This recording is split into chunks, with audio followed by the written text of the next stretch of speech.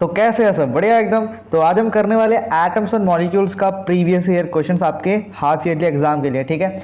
तो इस वीडियो में हम करेंगे very short answer type question जो 1 मार्क्स के आते हैं एग्जाम में, और शॉर्ट आंसर टाइप क्वेश्चन जो 2 और 3 मार्क्स के पूछे जाते हैं, ठीक है। इस क्वेश्चन में लगभग मैं करा रहा हूँ 7 नंबर क्वेश्चन, ठीक है, 8 क्वेश्चंस, ठीक है। तो देखो पहला क्वेश्चन शुरू करते हैं, ठीक है। पहला क्वेश्चन है 10 gram of silver nitrate solution is added to 10 gram of sodium chloride solution. यहाँ पर क्या बोला है, 10 gram of silver nitrate solution को ऐड किया गया है किसमें, 10 gram of sodium chloride solution में, ठीक है। फिर बोला गया है why change in mass do you expect after the reaction and Y.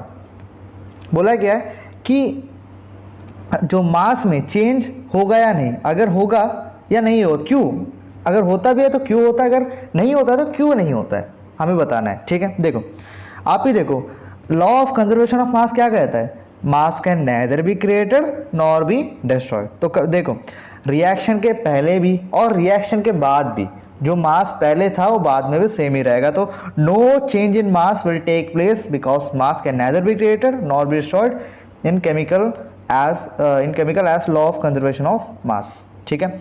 आपने बोल दिया कि मास कुछ में चेंज नहीं आएगा, क्यों चेंज नहीं आएगा, because law of conservation of मास क्या कहता है, मास can neither be created nor be destroyed, मतलब मास बनेगा भी नहीं और डिस्ट्रॉय भी नहीं होगा, ठीक है। तो देखते हैं सेकंड क्वेश्चन, इजी क्वेश्चन है, देखो सेकंड वाला भी।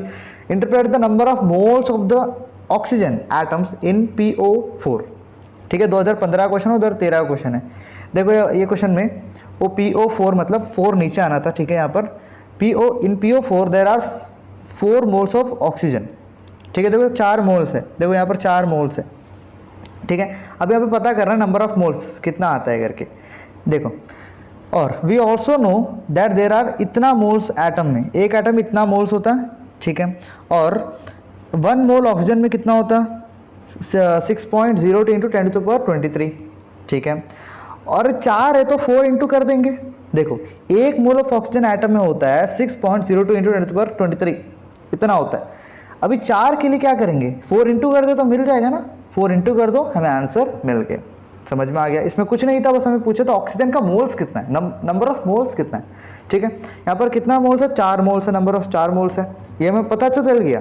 अभी फाइंड में हम लोग साथ साथ क्या कर दिए, 4 मोल्स में कितना होता है, क्योंकि 1 मोल का वैल्यू होता है ना, है ना। अभी पता तो चल गया 4 मोल है, बट उसका वैल्यू भी साथ में होता है, तो हम उसके साथ में निकालेंगे, ठीक है। जैसे कि 1 मोल का होता है 6.02 इंटू 10⁻23, तो हमने 4 से इंटू कर दिया, तो हमें 4 मोल का वैल्यू मिल गया, ठीक है। ये क्वेश्चन भी इजी था, बस आपको याद रखना था क्या, 1 मोल ऑफ ऑक्सीजन एटम, ठीक है। अभी बढ़ते हैं अभी, हाँ ये अच्छा क्वेश्चन है, इजी क्वेश्चन है। Name 2 scientist who establish the law of chemical combination, ठीक है, पढ़ लो, ठीक है। चलो देखते हैं शॉर्ट आंसर टाइप क्वेश्चन। हमारा पहला जो सेशन है, सेक्शन ए बोल सकते हैं, खत्म हो गया। अभी हम देखेंगे शॉर्ट आंसर टाइप क्वेश्चन जो 2 और 3 मार्क्स के आते हैं, ठीक है। ये भी इजी है भाई। Right the chemical formula bicarbonate, यहाँ पर बोला गया है, यहाँ पर आपको क्या बताना है, यहाँ पर आपको बताना है केमिकल फॉर्मूला लिखना है आपको, किसका, बाइकार्बोनेट का, ठीक है। यहाँ पर बाइकार्बोनेट का लिखना है जो इस तरह से होता है, ये है बाइकार्बोनेट। किस किस के लिए लिखना है, Na मतलब सोडियम के लिए, पोटेशियम के लिए, एल्युमिनियम के लिए, मैग्नीशियम के लिए, ठीक है, कैल्शियम के लिए और जिंक के लिए, ठीक है। अभी एल्युमिनियम, अभी देखो सबसे सिंपल चीज़ है, Na के लिए लिखना है, ठीक है। अगर Na के लिए लिखता है, Na का जो पॉजिटिव चार्ज जो कितना है वहाँ पर, सिर्फ 1 है, 1 प्लस, देखो एक ही प्लस लिखा है ऊपर पे, तो 1 प्लस है, एक ही यहाँ पर है पॉजिटिव चार्ज, तो उसको लिखेंगे NaHCO3 मतलब सोडियम बाइकार्बोनेट, और इसको हम लोग प्यार से बुलाते हैं बेकिंग सोडा, प्यार से मतलब नॉर्मली हम लोग कॉमनली बुलाते हैं क्या, बेकिंग सोडा, ठीक है। इसी प्रकार देखो पोटेशियम का भी है, सिंपल वैसा ही पोटेशियम बाइकार्बोनेट। इसी प्रकार यहाँ पर देखो मैंने जैसे बताया है, Na के ऊपर में कितना 1 प्लस है, 1 प्लस फोन का नाम नहीं है, मतलब उसके पास 1 प्रोटॉन है, ठीक है। वैसे ही पोटेशियम के पास भी 1 है, 1 प्रोटॉन है। एल्यूमिनियम के पास होगा 3 प्लस, ठीक है। तो यहाँ पर क्या होगा, एल्यूमिनियम और इसके बाहर में 3 आ जाएगा, जैसे कि इसको ब्रैकेट में बाहर में 3 आ जाएगा। और मैग्नीशियम का 2 है, देखो 2 है तो यहाँ पर 2 आ गया, ठीक है।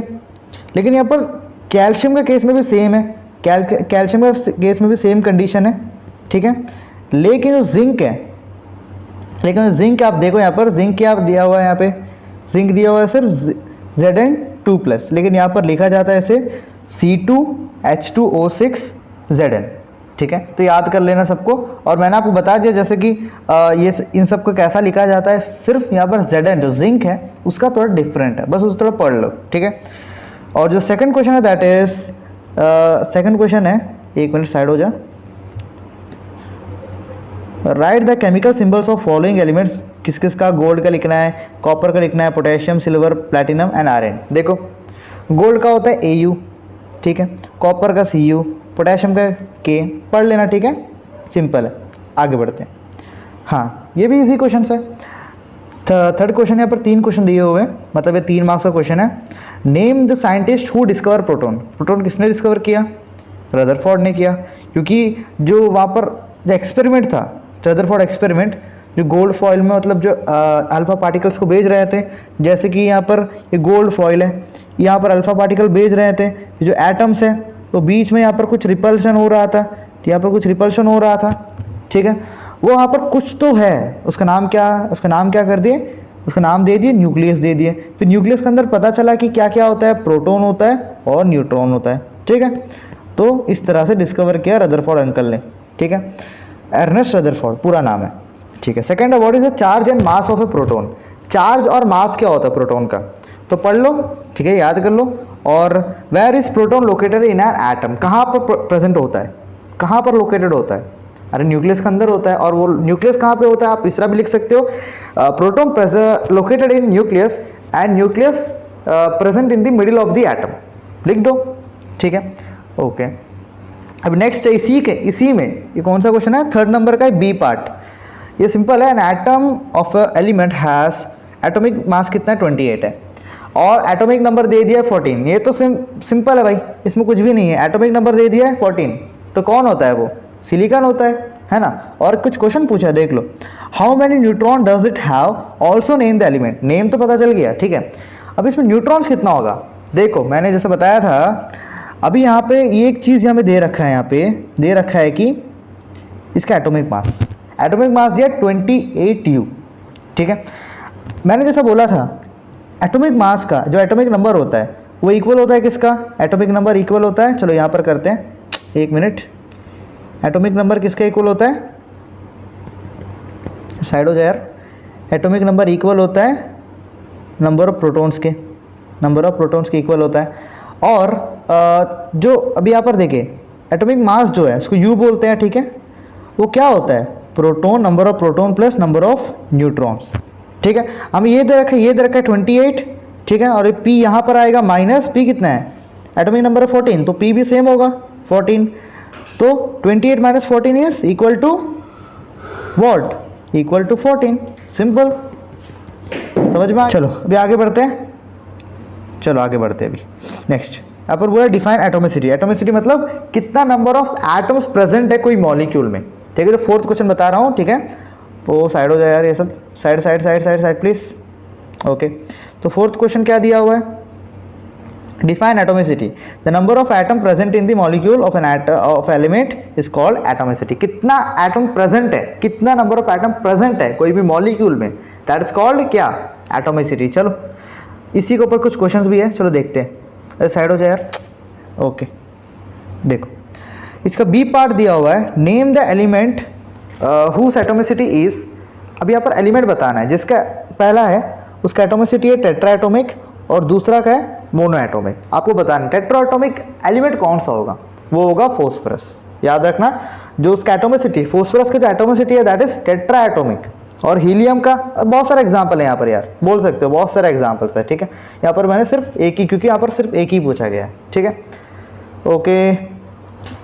आगे बढ़ते हैं। हाँ, और इसका जो PDF है आपको टेलीग्राम चैनल में मिल जाएगा, उसका लिंक डिस्क्रिप्शन में दे दूंगा, वहाँ से ज्वाइन कर लो, ठीक है। वहाँ पर आपको टेलीग्राम चैनल एक है, टेलीग्राम ग्रुप एक है। मैं टेलीग्राम चैनल पे नोट्स जितना भी कुछ होता है वहाँ पर मैं देता हूँ। देन जो ग्रुप है वहाँ पर आप डाउट पूछ सकते हो, ठीक है। जैसे कि आशिफ भाई ने डाउट पूछा था, मैंने वीडियो लेक्चर से बता दिया, ठीक है। आप भी पूरा डाउट पूछ, सब कुछ बताऊँगा, ठीक है। चलो अभी वीडियो में वापस आते हैं। देखो फोर्थ का सी पार्ट देखते हैं। अभी सी पार्ट बताया, state the number of atom present in each of the following chemical species. कितना नंबर ऑफ एटम्स प्रेजेंट है इन केमिकल स्पीशीज में। तो देखो पहले वाले में कितना है, 1 2 3 4 5, कितना है भाई, ऑक्सीजन 3 है, मतलब यहाँ पर 3 3 प्लस कार्बन 1 कितना हो गया 4, ठीक है।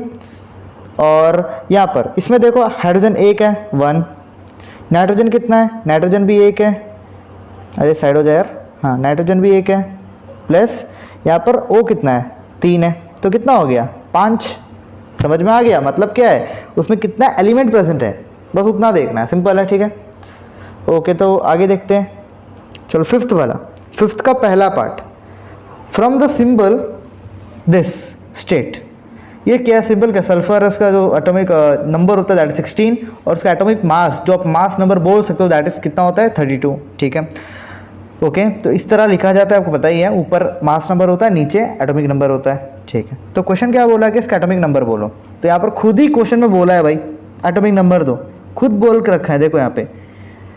इतना आसान क्वेश्चन कहाँ पर पूछा जा सकता है, देखो। लेकिन ये पूछा गया कब, डेट लिखना भूल गया, छोड़ो। तो यहाँ पर इसका एटॉमिक नंबर दे रखा है 16, और यहाँ पर इसके ऊपर में मास नंबर दे रखा है 23, तो दोनों क्वेश्चन हो गया, ठीक है। और इसका इलेक्ट्रॉनिक कन्फिग्रेशन बताना है, जो अभी आपको समझ में नहीं आएगा क्योंकि 11th का कॉन्सेप्ट है, तो बस याद कर लो, ब्रैकेट में Ni, ठीक है, नियॉन, और यहाँ पर 3s2 और 3p4, बस ये याद कर लो, ठीक है। ये थोड़ी याद करने की चीज़ है, बस पढ़ लो, जब आप 11th 12th में जाओगे ना, 11th में ही ईजी है, बस आप समझना है अच्छे से, ठीक है।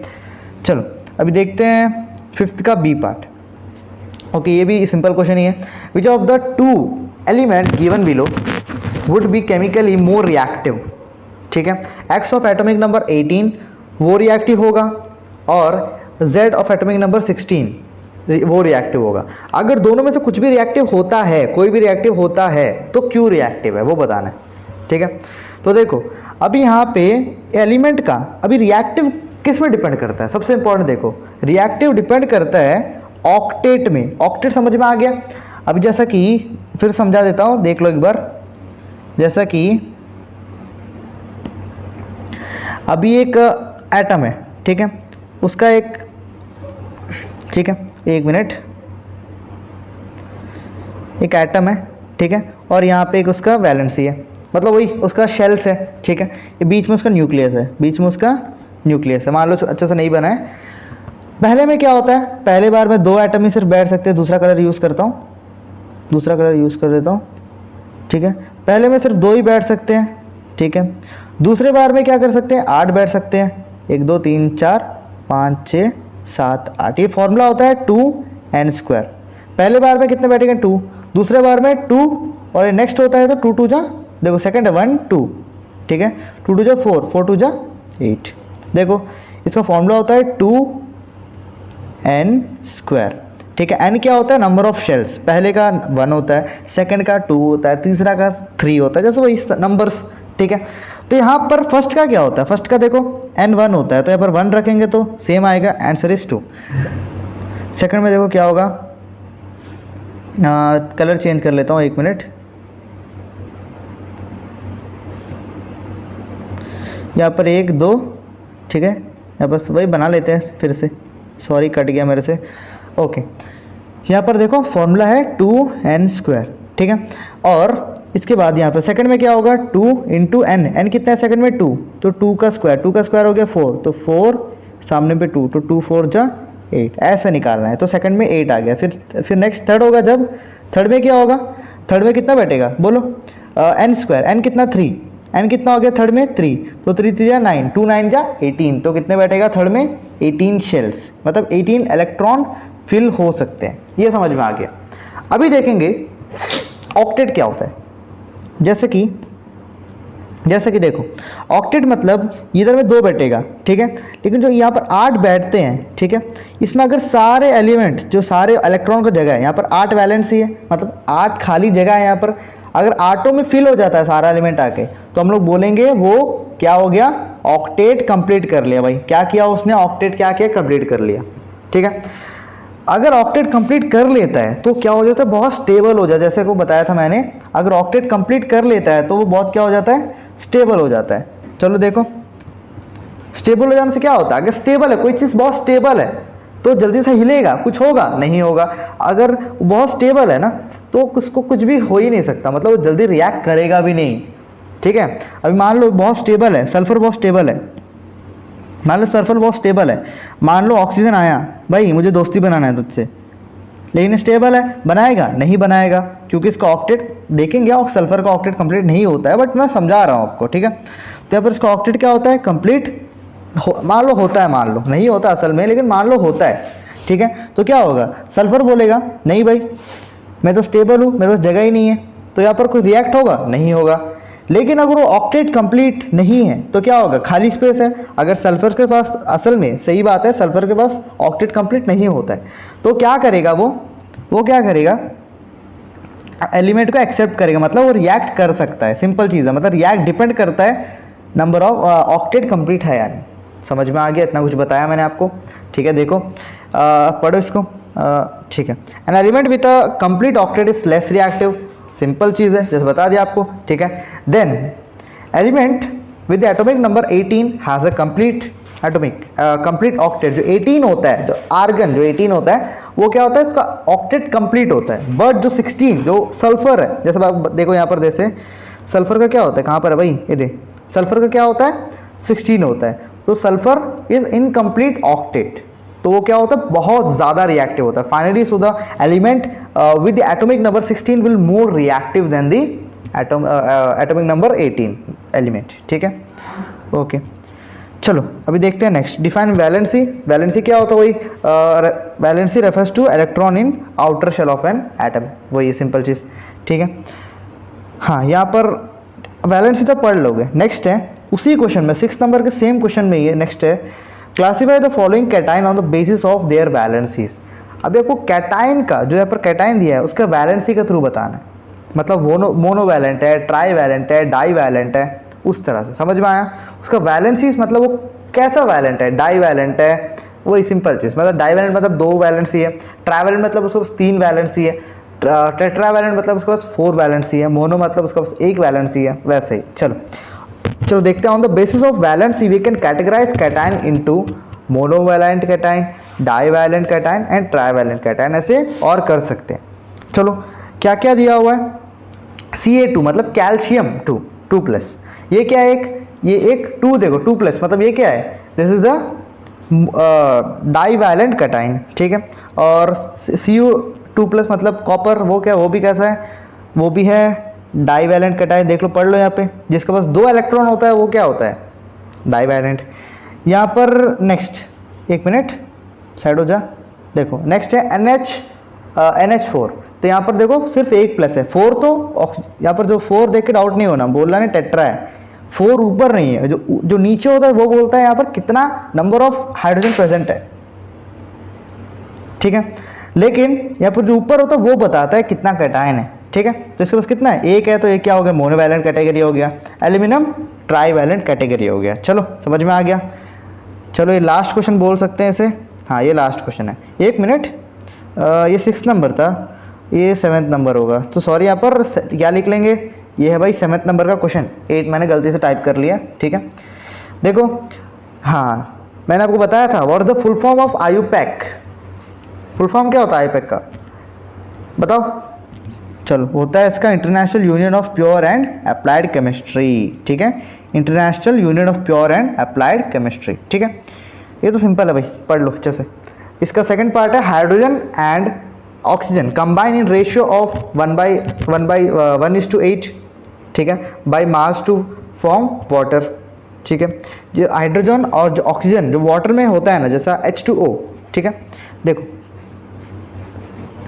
ठीक है, जैसा H2O इसमें जैसे कंबाइन में होता है, ये कौन सा रेशियो में होता है, 1:8 रेशियो में, ठीक है। मतलब इसका मतलब है तो अगर 1 ग्राम हाइड्रोजन लगता है, अगर 1 ग्राम हाइड्रोजन लगता है मुझे पानी बनाने को, क्या बनाने को, मुझे वाटर बनाने को लगता है, तो ऑक्सीजन कितना चाहिए, मुझे चाहिए 8। समझ में आया। जो पहला कौन है, हाइड्रोजन, तो इसलिए हाइड्रोजन आ गया, ऑक्सीजन सेकंड है तो ऑक्सीजन सेकंड आ गया। समझ में आया।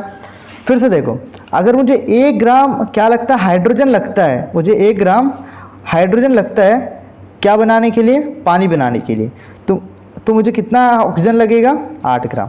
समझ में आ गया, ठीक है। 1:8 का मतलब है 1:8 का मतलब है अगर 1 ग्राम, देखो यहाँ पर लिखा हुआ है, मैं बता दूंगा, देखो लिखा हुआ है, देखो hydrogen and oxygen combine in ratio 1:8 by, so we can say that the amount of oxygen, कितना amount required to react with 1 gram of hydrogen to form water is 8 ग्राम। मतलब 1 ग्राम हाइड्रोजन चाहिए मुझे पानी बनाने के लिए, तो ऑक्सीजन कितना चाहिए, 8 ग्राम। ठीक है, इसी तरह क्वेश्चन थोड़ा पढ़ लेते, पूरा हमने पढ़ा नहीं। ठीक है, what mass of oxygen gas would be required to react completely with 3 gram of oxygen gas, hydrogen gas, sorry. जैसे यहाँ पर बोला कि 3 ग्राम, कितना 3 ग्राम, सॉरी 3 बोल रहा हूँ, 1 ग्राम जो हाइड्रोजन है, ठीक है, पानी बनाने के लिए चाहिए, तो उसमें हमें कितना ऑक्सीजन चाहिए, 8। तो इसी तरह यहाँ पर बोला 3 ग्राम मेरे पास हाइड्रोजन है पानी बनाने के लिए, तो वहाँ पर मुझे कितना हाइड्रोजन ऑक्सीजन की ज़रूरत पड़ेगी वो पूछा गया है यहाँ पे। तो सिंपल चीज़ है भाई, आपको चाहिए था 1 ग्राम, 1 ग्राम के लिए 8 ग्राम चाहिए था। इसी तरह यहाँ पर 3 ग्राम के लिए कितना चाहिए, 3 × 8 कर लो, मिल गया आपको 24 ग्राम। सिंपल है, ठीक है ना। देखो यहाँ पर 1 ग्राम के लिए चाहिए था 8 ग्राम, तो यहाँ पर चाहिए 3 ग्राम के लिए कितना, तो 3 × 8 कर लो, आपको आंसर मिल जाएगा। ठीक है, तो 1 ग्राम के लिए 8 होता है, तो 3 के लिए 24 ग्राम चाहिए हमें। तो हमारा सारा क्वेश्चन कंप्लीट हो गया है, तो ये क्वेश्चंस कर लो, आपका हाफ ईयरली के लिए बहुत है। ठीक है, और भी जो भी प्रैक्टिस इंपॉर्टेंट क्वेश्चंस होगा आप पूछो, मैं दे दूंगा। ठीक है, और भी बहुत सारे एनसीईआरटी क्वेश्चंस है, उसे ट्राई करो, और जो रेफरेंस बुक आपको अगर है तो ट्राई करो। ठीक है, तो अच्छे से प्रैक्टिस हो रहा है, एग्ज़ाम बहुत बढ़िया जाएगा। ठीक है, और वीडियो कैसा लगा प्लीज़ कमेंट में ज़रूर बोलना, और कितना हो सके इस वीडियो को ज़रा शेयर कर दो, क्योंकि सबको बहुत इंपॉर्टेंट है। अभी एग्ज़ाम आने वाले हैं सबका, और किसी का हो गया है मेरा, ठीक है, लेकिन किसी का आने वाले हैं, तो प्लीज़ शेयर कर दीजिएगा। ठीक है, और टेलीग्राम चैनल को ज्वाइन कर लेना, उसमें मैं इसका PDF दे दूंगा, और टेलीग्राम ग्रुप में आप डाउट पूछ सकते हो, उसे भी ज्वाइन कर लेना। ठीक है, फिर मिलते हैं नेक्स्ट वीडियो में, टिल देन गुड बाय।